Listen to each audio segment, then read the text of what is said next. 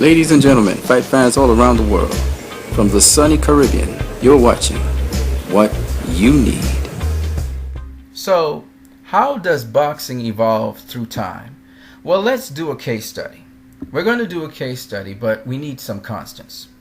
The first thing we need is a constant opponent through time. The second thing we need is a constant style through time.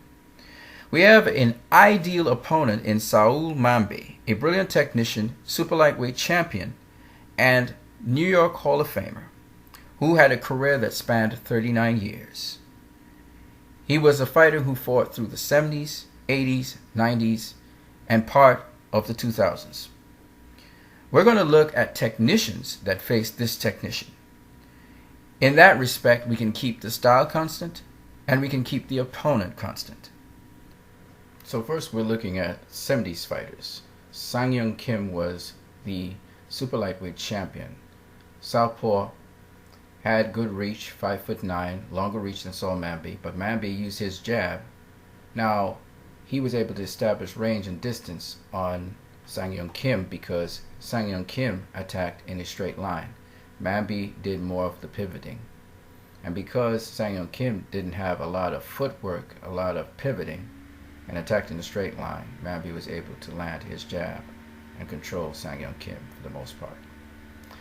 The second 70s fighter here is Esteban de Jesus. He's a shorter fighter. Not using the jab much, Saoul Mamby has his way by controlling distance with the jab, so that the shorter fighter Esteban de Jesus, a great elite fighter, comes leaping in with left hooks and overhand rights. Again, he mostly comes in a straight line, allowing Mamby to control him with the jab.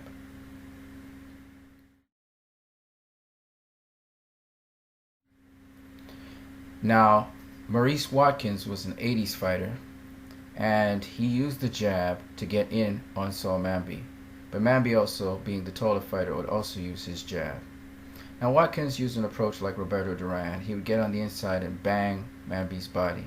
But because he attacked again in a straight line, not using a lot of pivots, Mamby was able to control him with the jab and to work on him on the inside. The other 80s fighter was Leroy Haley. He had a lot more success. Again, come forward fighter, like almost all the other fighters we just looked at. And he also came and attacked it mostly in a straight line. He'd come off the jab and then throw his combinations once he got on the inside of Mamby's range, who was the taller fighter.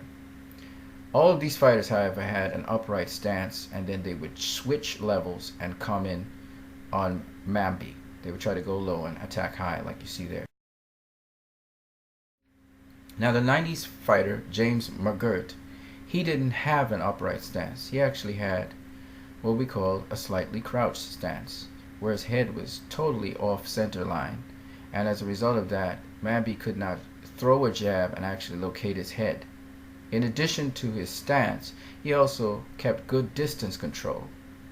And he also didn't attack in a straight line. He came in at an angle. He would use pivots. The other thing is, he wasn't just a come forward fighter. He could move backwards or forwards, as he will counter Mamby right here with a check left hook moving backwards. So he could counterpunch Mamby, finding those spaces. He also would be able to come in off a jab at an angle, as he will do right here with a left hook right there off an angle.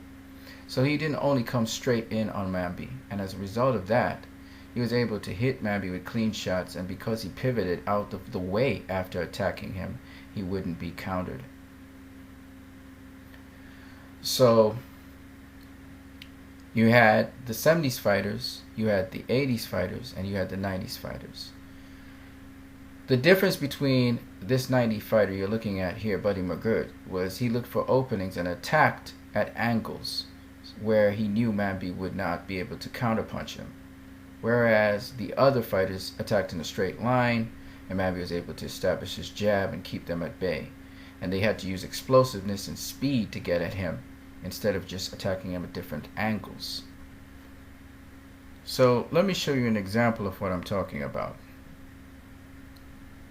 There you just saw Buddy McGirt counter Saoul Mamby by slipping his jab, which again, because of his stance, it's easy for him to do. There you see him counter him, feint as if he was going to throw a jab, and then he came in with a leaping left hook. There he goes again with the leaping left hook. And he's not being countered, right? Mamby's trying to tie him up, but he's not being countered. Also notice how sharp Buddy McGirt's movements are compared to fighters from other decades. Now the use of precise feints by Buddy McGirt is also an interesting thing that he utilizes. Here you see him feinting, and then again, because of his stance, he's able to slip punches quite easily. He also controls the range at which he's fighting quite well. So this is a very measured and controlled attack by Buddy McGirt.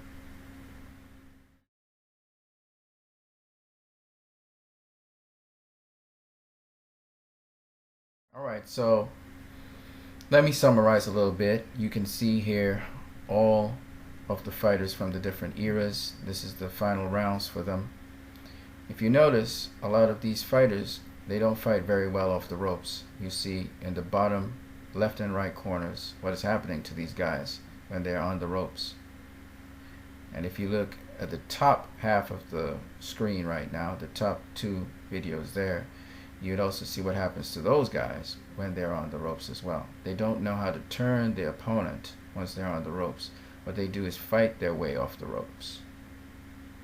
This is because these guys don't know how to fight going backwards. They don't know how to fight coming off the ropes. Now, here if you look in the top right corner right now at Esteban de Jesus, look what happens to him. He knows about fighting coming forward and closing the distance. He doesn't know how to back up. As a result, this is what happens to him. He gets clocked with a left hook.